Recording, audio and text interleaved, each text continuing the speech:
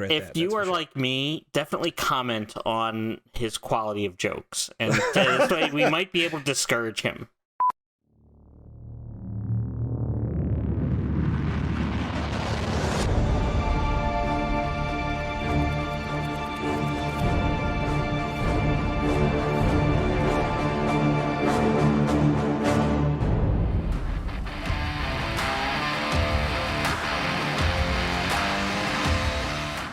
Welcome to Disparate Worlds, where an irresistible force meets an immovable object.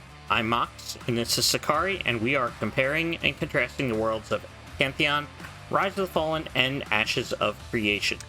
That we are doing indeed. Hello, friends, and welcome to you. Welcome to Disparate Worlds, episode number 30.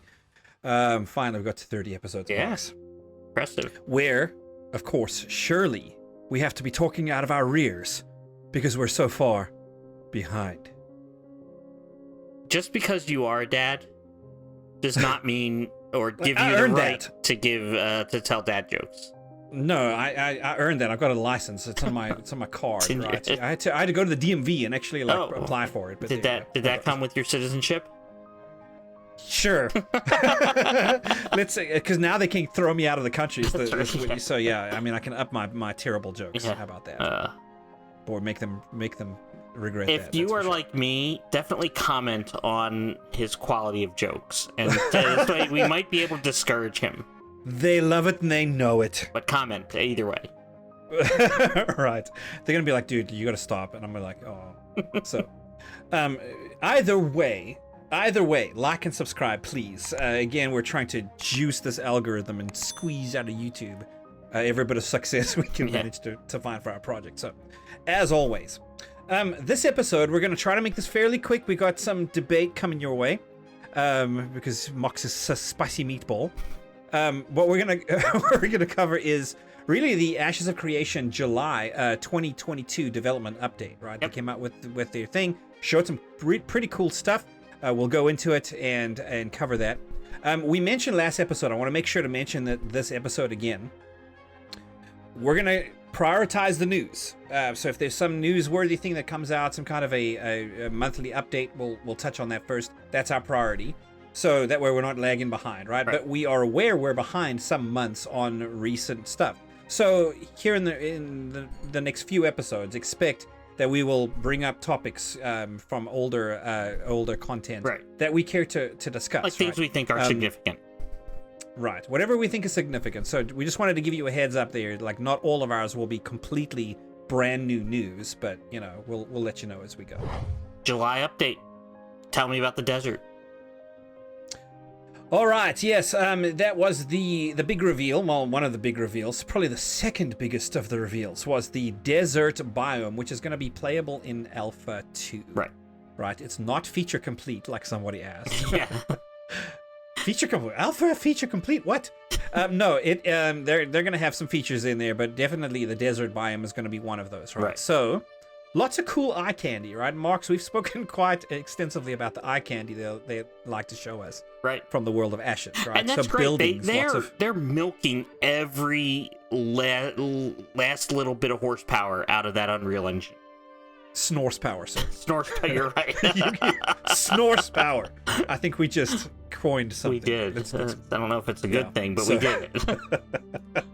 It's probably already trademarked. We're probably already stepping on someone's toes, so don't sue us, please. But yeah, we saw buildings, right? There's lots of points of interest in this, in the footage that they showed us. There were ruins.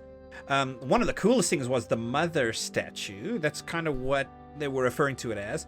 They refuse to tell us what group it is linked to, whether there's some sort of NPC organization or what world group, namely, that is. I don't know. It's but they did cult of everlasting sand. Right, a lot of sand. Because the sand is pouring out of its hands forever. Right. Like, where's it coming from? Is she producing it? Like, are her hands crumbling? I don't know. Maybe she needs to wash her hands.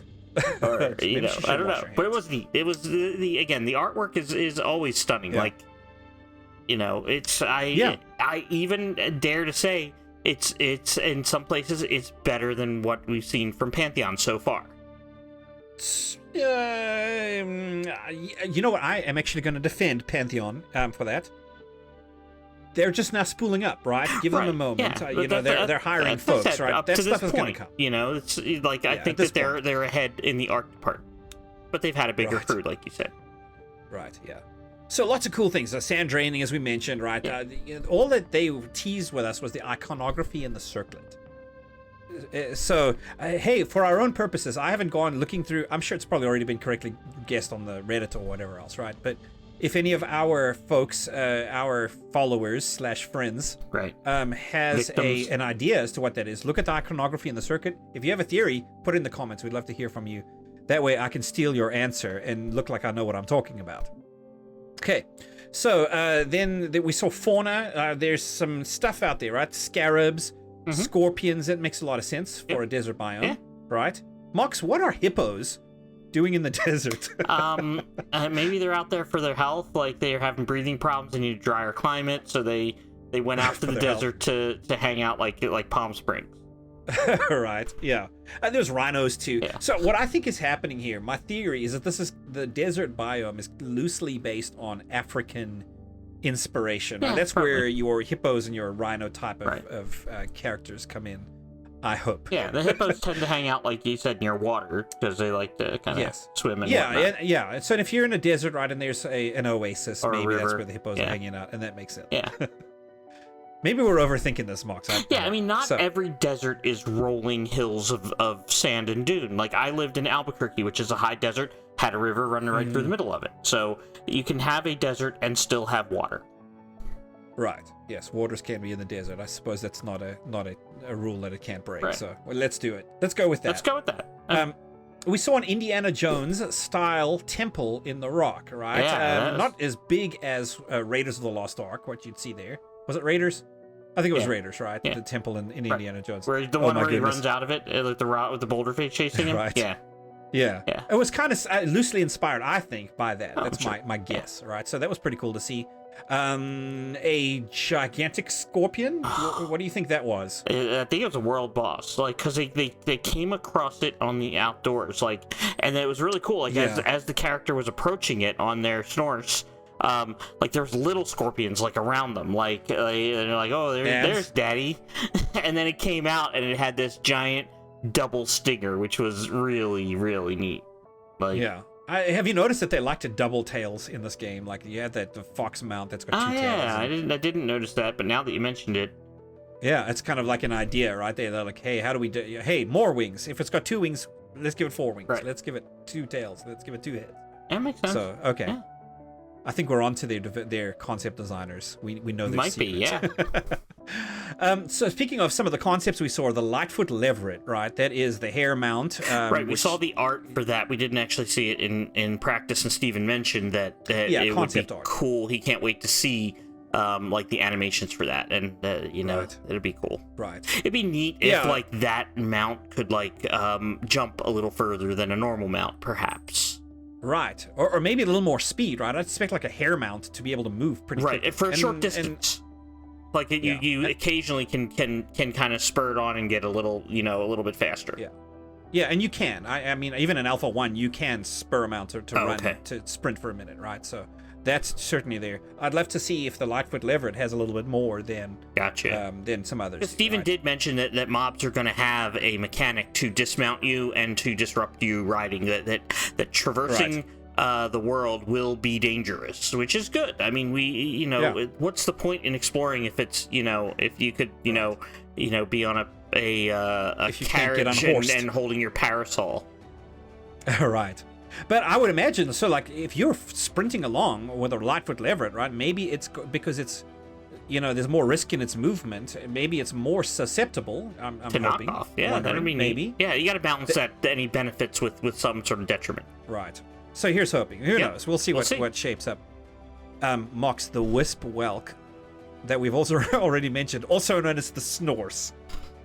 So bizarre. It's neat, but it's a snail. It's like the fact that it was a snail in a mount was neat, and then all of a sudden I saw it like sprout legs. I'm like, what? All right, does it do the can? What the is going on? Can it if it shows a leg, can it get you traffic? Can it help you to get out of a ticket if you're hitchhiking. So the Wisp-Welg, right? The Snorse. Apparently it's a community favorite. Everybody's enjoying it. Yeah. I really enjoy the animation where it kind of moves along. Yeah. I think that's pretty cool. So, lots of good eye candy, right? Ashes is very good at this kind of thing. They've showed us, pretty good stuff. There was a question, I believe, some clarification provided at least, regarding caravans, right? So let me throw this. The basic idea out there is that, hey, someone wants to start a caravan, or I would like to move my goods from node A to node B, right? I have the opportunity to go to the caravansery, the caravansary. I forget what they called the thing, but it was a weird word. Yeah. Okay, so I go to this thing and I am able to start a caravan and move it all with my own stuff if I want to not allow anyone else. Or I can offer other people a chance to rent part of capacity. And I don't know how all that's going to work, right? But maybe, I don't know, 10, 15%, whatever, if I want to allow other people to fill up, But then again, so then I'm not moving just my goods to another market. I'm moving other people's goods to another market. Right. What do you think of that? In theory, that sounds great. But the fact that caravans can be restricted, like I could be a citizen of a node and not be allowed to move my stuff via the caravan that's going out today because the person that is setting it up isn't allowing it. Now, I don't know if that person is appointed by the mayor or they have to do some they just go up and say, hey, I want to run a caravan. Steven mentioned that there's going to be some sort of people will have a reputation. They'll either be good caravan people or new caravan people, or right. So maybe there's a way to inspect somebody and see, all right, they run successful caravans. I don't know how that's all going to work. But what is your caravan success rate? That you can deny movement of goods in an integral part of this game is another aspect of elitism, which I am not. I'm not a fan of the elitism structures that are already in Ashes, and they're adding more. I don't. Obviously, okay. I will say this to our viewers: if you are aware of more things that we're not, again, we're having to catch up. So we're gonna, kind of preface or at least give ourselves an out.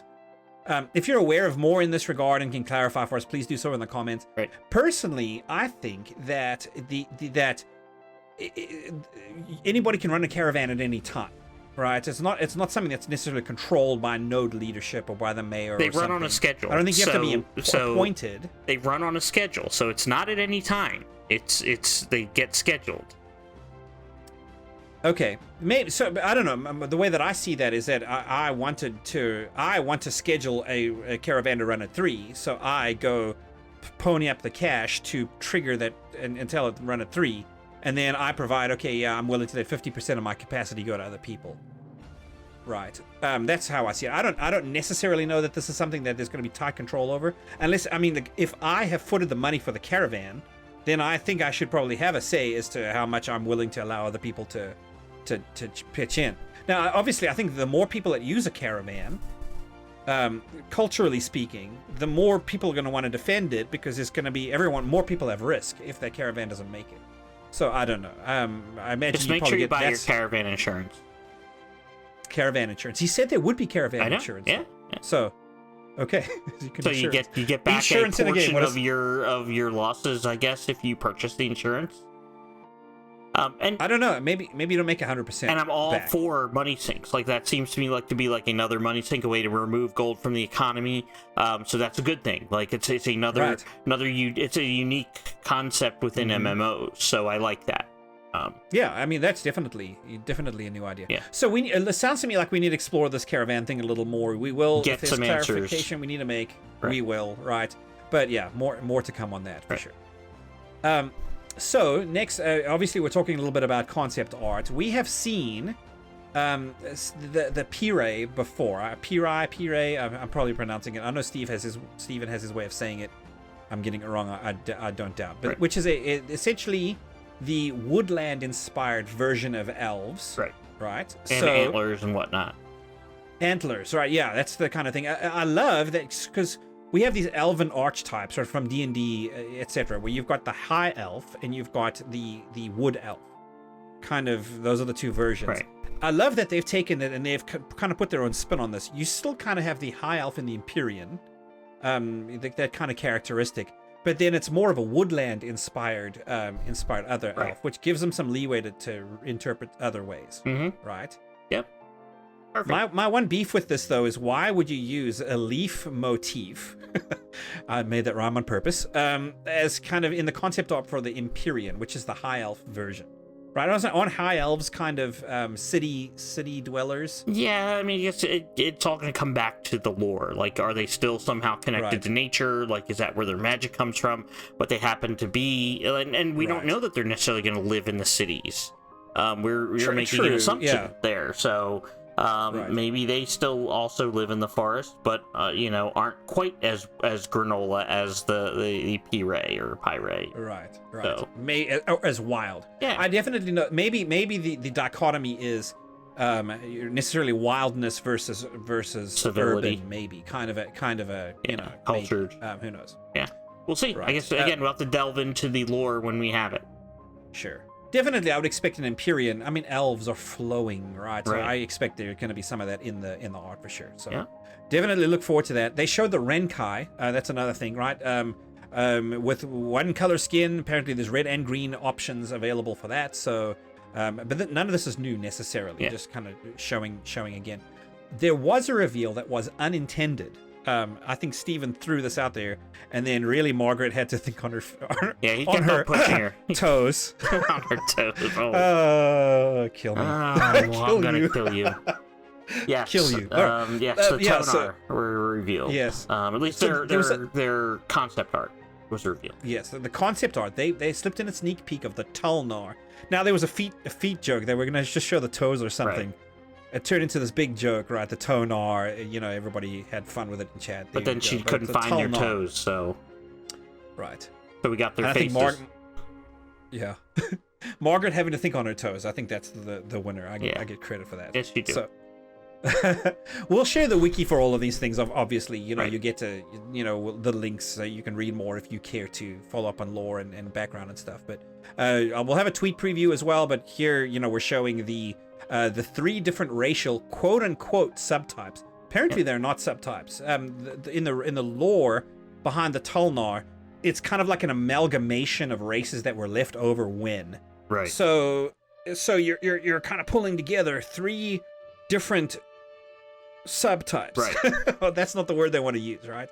So what do you think of these? What do these look like to you? Well, I think we agree on 2 of them. Like, we definitely agree that the one on the right has some dragonborn or lizard inspirations to it, reptilian inspirations. Yeah. The one in the middle looks very wolf-like, just happens to have horns, or even like werewolf. So that's interesting. It's the first one, the one that's kind of pinkish. I think it looks very simian, very ape-like. You say it looks like an orc. I don't know. They were splitting hairs there at that point. They're, they both have underbites and are mean looking, and I would not want to encounter one, on a dark alley in Irving, Texas. That's for sure. Bad parts of town, right. But I don't know about the middle one as well, right? Definitely we agree mammalian, right? There's some hair, so that makes sense. Yeah. Right. I don't know if it's wolf. I don't know what else. What I think of that. It's got a snout, man. Right? It's got a. Yeah. I have to show you what a werewolf looks like. Maybe so. All right. Yeah, we'll go with it. So here's a question I'm going to ask. I know that we're getting the episode long, but we're going to do this, right? Let's make it a worthy conversation. I have seen in other games, I'm thinking specifically about the Char in Guild Wars 2, right? I know they're in Guild Wars 1, but they're playable race in Guild Wars 2. And we saw in our history in SWTOR, Star Wars: The Old Republic, where they come out with a new race that wasn't necessarily humanoid. It was different enough. It was humanoid, but it was not more human-like. Yes. Yeah. So people would dip their toes in the water and try it and have some fun, right? Yeah. But then ultimately, at the end of the day, long term, they would gravitate more back to the humanoid types of races, right? So and races that were non-humanoid typically tend to fall into the minority. Right. Mox, do you expect something like that to happen in Ashes of Grace? I think it's going to depend on how people build their guilds. Because I think if you have these distinct races, I think there's a good chance you're going to have like Tulnar only guilds that are going to obviously then try to push for, because your second part of the question is, will there be enough for the architecture to show up on the nodes? And if you have a big enough successful guild, like, so if the guild is a large good, guild, for sure. Right, and they're successful, and they're completing content and pushing through raid content and advancing their nodes and all that and defending their caravans, then people will gravitate towards them and play, and those will be successful. But you have to have that, like, almost coalesced intentional attempt to have a guild of Tulnar. Now, this is something that you probably could not do in Pantheon, given the race class restrictions, whereas you don't have those in Ashes, so you definitely can have the full gamut of all of your 625 classes combinations that are possible in Ashes. They're all available to you, so so it's definitely something that could happen, but I think it will have to be purposeful. Yes, I think so too. A concern for me is what you mentioned, right? If people tend to gravitate, I think I've seen it happen. As a generality, people go for humanoid things, right? So even though they're cool, they're in a minority. We may never see Tulnar nodes, right? And I wouldn't want that to be a part of the world, right? I would want to see a node somewhere where they've managed to be successful in that regard. So we'll throw that out there. Comment if you would like to weigh in on that. We'd love to hear. Yeah, let us know if you plan on playing a Tulnar, and then which flavor will you play? Yeah, you got flavors is a good word. I like that. I'm going to take that word from flavors. I came up with it. Hey, you know, one of the big things we've panned on the Ashes studio for not doing, they actually came out and did this episode, which is show us some meat. Show us, like, we've gotten the frosting. I want some cake. So they gave us the cake this time. They gave us. I was going to say cake is still a little sugary. I guess that's a step in the right direction, right? I say that because the tool they showed helps you get icing. Okay, so that's true. Okay, it's true. So definitely, we have had a criticism of them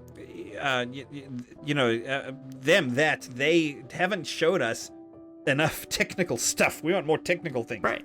Well, they showed us that, in this thing, and hey, I guess that's good. That's a good thing, right? But it still adds up to showing us eye candy, right? Which is the visuals, right? Is the environments, quicker eye candy. So that's a good thing. Yeah. And anything that streamlines the process in any game is a good thing. And we mentioned this in our last episode about Pantheon. So it's really neat the way they're showing the texture changes and the fact that things could be undone, redone, scrapped, but you never lose the original asset. You can always go back to it and try it again. So, we're going to see within the engine, right? That's the coolest thing, is that you're not having to get out to use other technologies to model, to texture, none of that. It all happens inside that engine, and there's a massive efficiency that accelerates delivery. Right. You get things sent and set up faster. So you're going to see a statue in a city that looks fresh and clean, but then maybe go to another part of that region and you're in a swamp and there's like a ruined village that has a similar or the same statue, but it's covered with moss. But they can generate that much quicker. So really neat stuff. And again, they're milking everything they can out of the Unreal Engine. They are, yeah. Now they call this Landform, so that's their name for it. But it was really cool that we had, kind of within the same month, we got to see on the Pantheon side and on the Ashes side, where they had both developed in-house tools, right, their own adaptations of technologies in order to make their work streams faster. Well, it wasn't the same month. More efficient. Pantheons came out like 10 months ago, and Ashes came out this past month. They announced it. It may have been done back then. So so the announcements, right? Fair enough. Yeah. But it's good though. I think that's a good thing to see these studios doing, because they're probably proprietary. I'm not sure if you can necessarily put that on it, right? But they're adaptations of technologies so that they can do the work faster, and that's great to see. We want both of these games faster, right? Anything that they can do to accelerate delivery at this point is good news, right? So all in all, it was a good stream. It was enjoyable, and we got some cake. Got some cake, yes. All right. Check us out on our socials at facebook.com/disparateworlds, Twitter @disparateworlds, and our website, disparateworlds.org. In addition, on our website and in the description below is a link to our Discord. Please join us there. Let us know about what races, classes, etc. you guys want to play. Love to hear from you. Also, check out our new Patreon at patreon.com/disparateworlds. Indeed, yes. Thank you guys all for joining us. We appreciate you. Can't even begin to describe how much we appreciate your patience. Yes. Especially with our bad jokes. And we're happy to be back. Right, indeed. Yeah, oh yes, indeed. For that, definitely thank you for watching. Drop a comment. Like and subscribe, always very important. There's a notification bell as well. Hit that. That way you get the notifications, right? YouTube will let you know when we go live with a new episode. So definitely don't miss doing that. That's it. Take care of yourselves. Always remember to be immovable in your principles and irresistible in your passion.